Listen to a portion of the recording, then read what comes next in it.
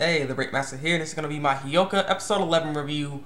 Good episode, nice to end off the whole mystery with the movie and whatnot. So let's get down to it and let's talk about the movie because it was pretty interesting to see. And Oreki showing a lot of emotion in this episode actually, which is odd. He's using a lot of energy in this episode from what his standards are. And so basically, from where we left off, Miyaka's like, "You were wrong." Basically, it must be some mistake because this is the first time I've ever seen you mess up.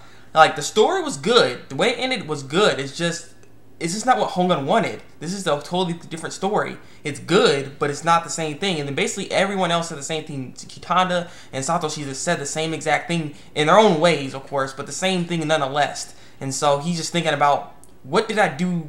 What did I do? How did I mess up? Where's the part where I messed up at? No one's really telling him that either because they don't know either. There's something missing with it, or it's not the exact story that Hongun wanted. So he's trying to figure out what it was, and he's like, you know what? No, I'm gonna stop right now. Yeah, I'm gonna stop. This is conserving way too much. It's taking too much of my energy right now. I need to conserve it. The movie's over. It doesn't matter. The filming's done. It doesn't matter. I don't need to figure this out no more. So we're done. It's the end. But then he ends up still thinking about it, and then he ends up basically figuring it out. Basically, what was really happening. He's like, wow. So basically, he ends up confronting Iritsu, and ends up going to the same cafe as they did before, and how she said, "Oh, you're a great detective, and you do this, you're amazing and whatnot." Basically, right? So he ends up confronting her again, and he's like, "Well, this is basically my story. But what happened is you wanted to use my story or use someone else's story because you didn't like Hongun's story." Basically, or you wanted to change it up, or because Hongo didn't she had a poll basically where either you can have a bunch of deaths, no deaths, or so forth. So everyone chose no death, but after they filmed it, someone already died, and then she felt bad about it, and it just really bothered her. So she was faking sick basically. She's fake sick. And Iritsu took over, and so she was asking other people, what their thoughts on the movie and how they can bring up a good ending. And so that's why they brought Oreki in this to get a good ending, which is what she liked. This is what they wanted. So it all plans out for her well.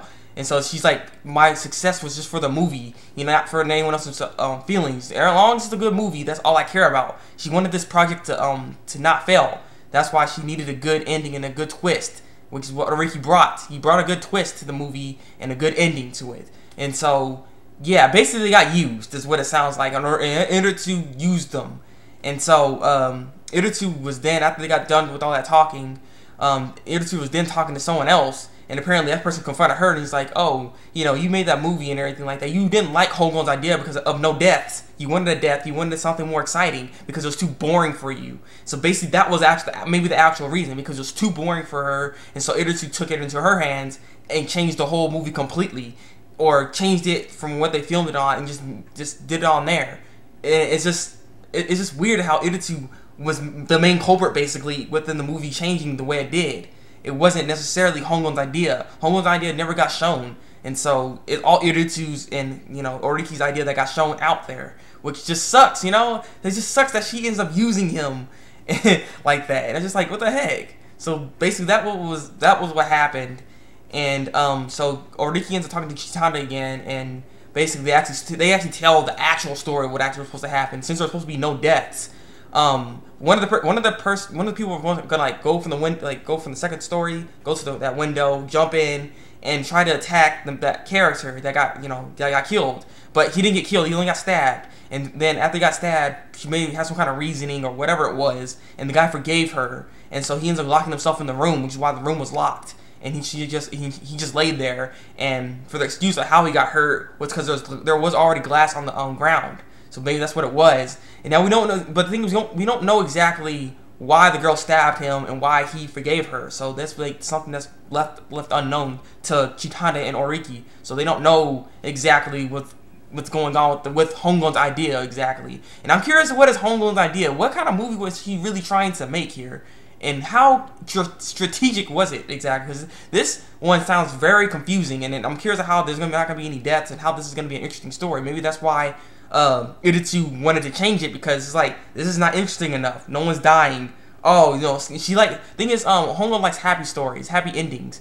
Oreki wanted something more exciting. So that's what happened. That's why we got the more exciting little thing that we saw from Oreki's as opposed to Hondo's actual idea, and we never really will get to see it. But that made Chitana happy that she ends up hearing about the whole idea, and you know that's what she felt like, and Chitana feels like she's similar to Hongo in a way because she doesn't like deaths in movies either, and so that was all good, and that's basically the whole episode right there. And it ended off well. They finally figured it all out. It sucks again that they just used Oreki's incomplete idea or another idea because, like I said, they were just trying to throw a different idea over the movie from what it got filmed at.